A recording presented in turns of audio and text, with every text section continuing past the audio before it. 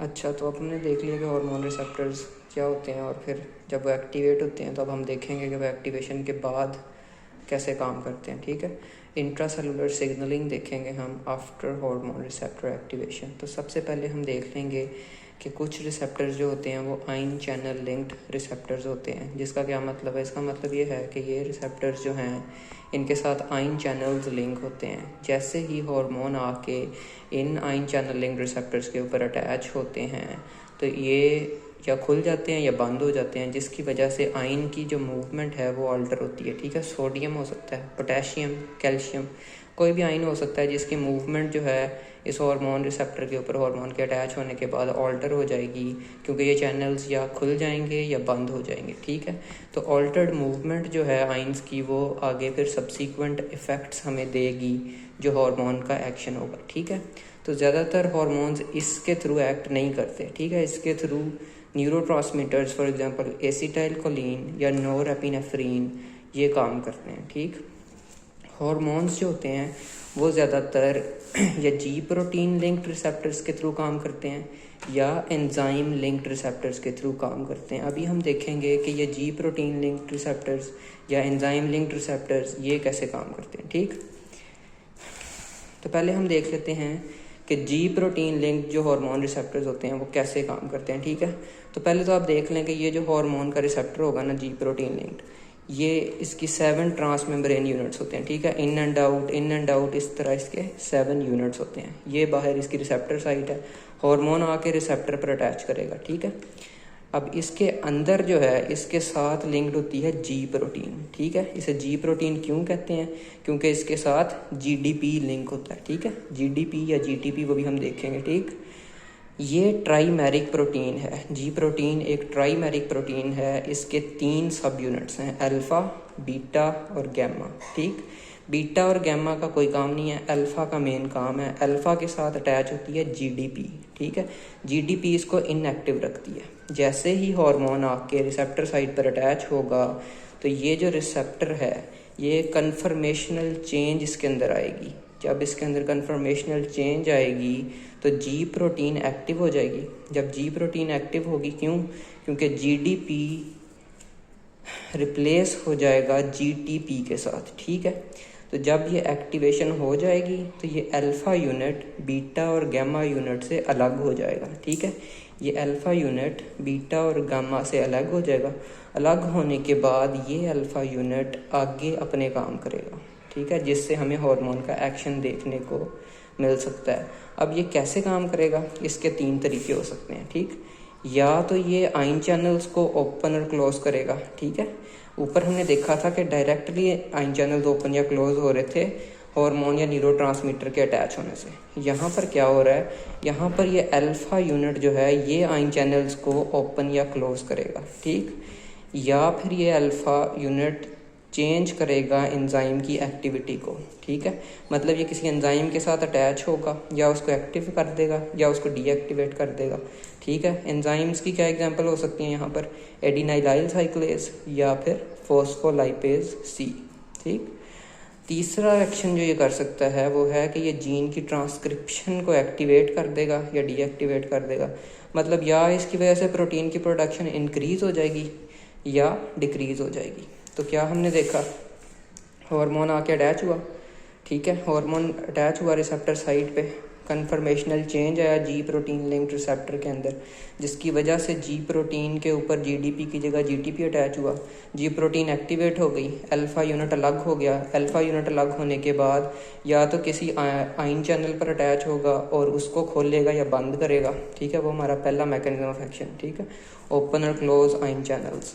दूसरा, या वो किसी एंजाइम जैसे एडिनाइलाइल साइक्लेज या फोस्फोलाइपेज सी इनको एक्टिवेट या डीएक्टिवेट करेगा, या फिर वो जीन की ट्रांसक्रिप्शन को एक्टिव या डीएक्टिवेट करेगा। ठीक है, अब 2 तरह की जी प्रोटीन हो सकती हैं। ठीक, या वो स्टिमुलेटरी होंगी या वो इनहिबिटरी होंगी। ठीक है, जो स्टिमुलेटरी होंगी वो एंजाइम एक्शंस को स्टिमुलेट करती हैं, और जो इनहिबिटरी होंगी वो एंजाइम एक्शंस को इनहिबिट करती हैं। ठीक हो गया। अब हम देखते हैं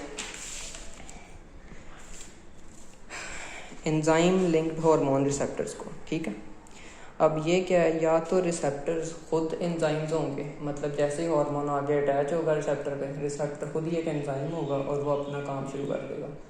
या फिर ये होगा कि एंजाइम जो है वो रिसेप्टर के साथ लिंक होगा, मतलब रिसेप्टर के अंदर वाली साइड पे कहीं पर एंजाइम पड़ा होगा और वो एक्टिवेट हो जाएगा। ठीक है, इसकी एग्जांपल हम देख लेते हैं लेप्टिन। लेप्टिन एक हार्मोन है जो फैट सेल्स से रिलीज़ होता है। ठीक है, इसका काम क्या होता है, ये एपिटाइट को और एनर्जी बैलेंस को रेगुलेट करता है, मतलब आपको भूख लगती है और जो एनर्जी की कंजम्पशन और प्रोडक्शन है उसको रेगुलेट करता है लेप्टिन, और रिलीज़ कहाँ से होता है, फैट सेल से।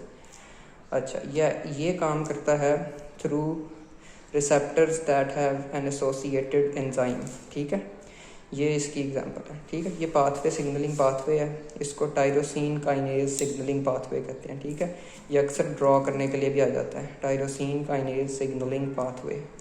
अच्छा, ये जो इसका रिसेप्टर है ना, लेप्टिन का हार्मोन रिसेप्टर, ये इसके 2 यूनिट्स होते हैं। ठीक है, ये एक जैसे ही यूनिट्स होते हैं। ठीक है, इसके 2 सब यूनिट्स हैं। जैसे ही लेप्टिन हार्मोन रिसेप्टर के ऊपर अटैच होगा, इसके अंदर जो लिंक्ड एंजाइम है वो एक्टिवेट हो जाएगा। ठीक है, ये इसके अंदर जो अलग से एक लिंक्ड एंजाइम है। ठीक है, इस एंजाइम के साथ 2 प्रोटीन्स अटैच हैं। ठीक है, एक है जैक प्रोटीन, ठीक है, जेनस काइनेज, और दूसरी है स्टैट प्रोटीन। ठीक है, जैक और स्टैट क्या है, signal transducer and activator of transcription. ठीक है, जैसे ही लेप्टिन हार्मोन रिसेप्टर्स पर अटैच होगा, ये हार्मोन रिसेप्टर अंदर प्रोटीन एंजाइम जो इसके साथ लिंक्ड है उसको एक्टिवेट करेंगे। वो एंजाइम अपने साथ जो उसके जेनस काइनेज प्रोटीन है उसको एक्टिवेट करेगी। एक्टिवेशन कैसे होगी, फॉस्फोराइलेशन हो जाएगी। ठीक है, अब ये जैक फॉस्फोराइलेट होने के बाद स्टैट को फॉस्फोराइलेट करेगी। स्टैट क्या है, signal transducer and activator of transcription. STAT activate होने के बाद सीधी जाएगी न्यूक्लियस के अंदर। न्यूक्लियस के अंदर जाके स्टैट जो कंसर्न्ड जीन होगा उसके ऊपर अपना इफ़ेक्ट देगी। तो इस तरह से लेप्टिन का इफ़ेक्ट न्यूक्लियस के अंदर जीन तक पहुंच जाएगा। ठीक, दूसरा जो रास्ता है वो ये है कि जो जैक है ये स्टैट के अलावा बहुत से दूसरे एंजाइम को भी एक्टिवेट करती है। ठीक है, वो कौन से एंजाइम हो सकते हैं, एक मैप काइनेज हो सकता है, फॉस्फेटिडाइलिनोसिडेल 3 काइनेज हो सकता है। इस तरह की कुछ एंजाइम्स हो सकती हैं जिनको जैक एक्टिवेट करता है और वो भी फिर आगे अपने इफ़ेक्ट्स दिखाते हैं। ठीक है, तो हमने क्या देखा, लेप्टिन आएगी, रिसेप्टर पर अटैच होगी, रिसेप्टर अंदर अपने लिंक्ड एंजाइम को एक्टिवेट कर देगा। एंजाइम जैक जेनस काइनेज को फॉस्फोराइलेट करेगा, जेनस काइनेज स्टैट को फॉस्फोराइलेट करेगी, स्टैट न्यूक्लियस में जाएगी, न्यूक्लियस में जाके अपना एक्शन दिखाएगी जीन के ऊपर। ठीक, या फिर जैक किसी और एंजाइम को एक्टिवेट करेगा जैसे मैप काइनेज या फिर फॉस्फेटिडाइलिनोसिडेल 3 काइनेज। ठीक, और फिर वहाँ से इफेक्ट्स आएंगे। तो इस तरह से ये टायरोसिन काइनेज काम करता है। अब हम देख लेते हैं कि कौन कौन से हमारे पास पाथवेज है जो टायरोसिन काइनेज पाथवे से एक्ट करते हैं, कौन कौन से एंजाइम हैं। ठीक है, इसके लिए आप याद रखेंगे ABCDEF। ठीक है, FGHI। ठीक है, फाइब्रोब्लास्ट ग्रोथ फैक्टर F से, G से growth hormone, hepatocyte growth factor, insulin like growth factor. ठीक है, इसके अलावा लेप्टिन होती है, एक प्रोलैक्टिन होती है और एक वैस्कुलर एंडोथीलियल ग्रोथ फैक्टर होता है।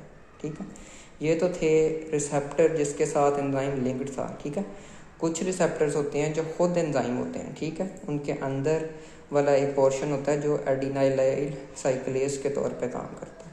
जब हार्मोन रिसेप्टर पर अटैच होता है, एडिनाइलाइल साइक्लेज एक्टिवेट हो जाता है, जो उसका अंदर वाला पोर्शन होता है। ठीक है, मेम्ब्रेन के अंदर वो साइक्लिक AMP बनाता है और साइक्लिक AMP आगे हमें हार्मोन एक्शन देती है। ठीक है, इसी तरह साइक्लिक AMP की जगह कुछ एंजाइम्स, कुछ यहाँ पे गुआनाइलाइल साइक्लेज होगा, वो साइक्लिक GMP को एक्टिवेट करेंगे। साइक्लिक GMP क्या करेगी, साइक्लिक GMP आगे अपने एक्शन देगी। ठीक है, इसकी एग्जांपल है एट्रियल नाइट्रियूरेटिक पेप्टाइड हार्मोन। ठीक है, तब इतना हो गया, बाकी देखते हैं फिर।